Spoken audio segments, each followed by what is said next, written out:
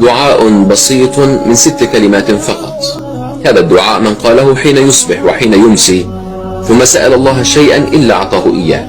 هذا الدعاء كان يدعو به نبينا محمد عليه الصلاة والسلام، وكان يدعو به نبينا موسى عليه السلام في اليوم 7 مرات. فلا يسأل الله شيئا إلا أعطاه إياه. ما هو؟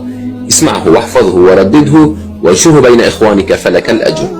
الدعاء هو: اللهم أنت خلقتني وأنت تهديني وأنت تطعمني وأنت تسقيني وأنت تميتني وأنت تحييني. ثم بعد ذلك سل الله ما شئت.